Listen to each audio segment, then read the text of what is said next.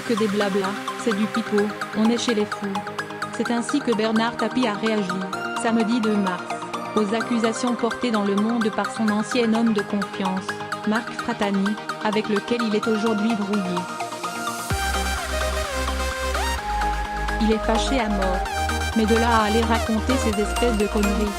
C'est un malade, il a pété un plomb, a indiqué. Monsieur Tapie sur France Info, quelques heures après la publication des articles Point dans Le Monde, M. Fratani affirmait que l'ancien président de l'Olympique de Marseille, OM, était impliqué dans des actes de corruption de match, lorsqu'il était à la tête du club de football, entre 1986 et 1994. L'ancien lieutenant de Monsieur Tapie racontait aussi qu'il avait lui-même accompagné l'homme d'affaires chez Jean-Marie Le Pen, à Saint-Cloud, Hauts-de-Seine, entre les deux tours des élections législatives de 1993, pour négocier des arrangements électoraux. Bernard Tapie a continué à nier cette rencontre, dimanche, sur BFM Télévision.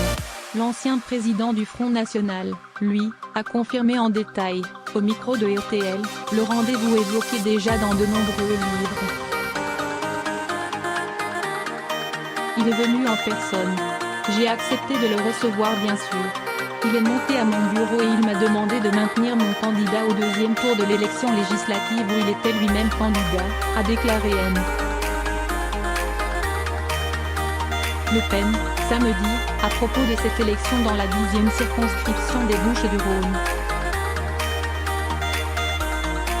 Je lui ai dit qu'il s'était dérangé pour rien, a ajouté Jean-Marie Le Pen, puisque nous avions décidé de maintenir nos candidats dans toutes nos circonscriptions possibles. Depuis, il a nié m'avoir rencontré, mais ça, c'est un menteur mais il n'est pas que cela. Après Laurent de Saint-Affrique, ex-collaborateur de Monsieur Le Pen et désormais Marc Fratani, l'ancien candidat à la présidentielle est la troisième personne qui confirme cette rencontre avec celui qui traitait les électeurs du FN de salauds et s'est toujours présenté comme le champion de la lutte contre l'extrême droite. Je ne suis pas inquiet.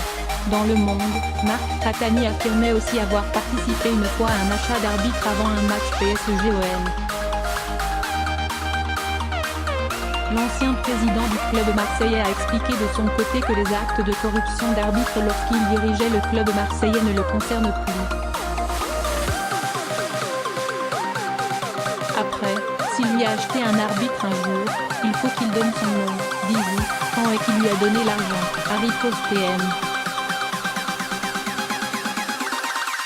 Tapie avant de demander à ce que la justice l'interroge pour qu'il dise quel arbitre, quel match, quel jour.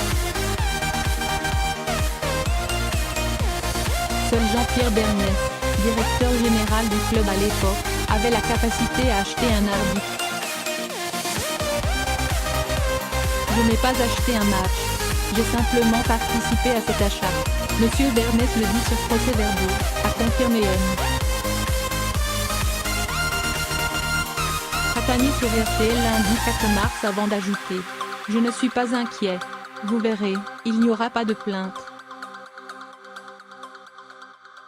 Invité de la matinale d'Europe 1, au même moment, Bernard Tapie, lui, a préféré quitter le studio, plutôt que de répondre aux questions sur les accusations de son ancien attaché parlementaire, comme il avait déjà menacé de le faire la veille sur BFM Télévision, où il était 2 heures durant l'invité de l'émission et en même temps.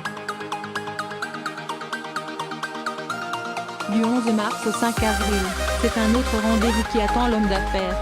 À ces dates, il sera jugé dans l'affaire de l'arbitrage controversé qui lui avait accordé 404 millions d'euros pour solder son litige avec le Crédit Lyonnais.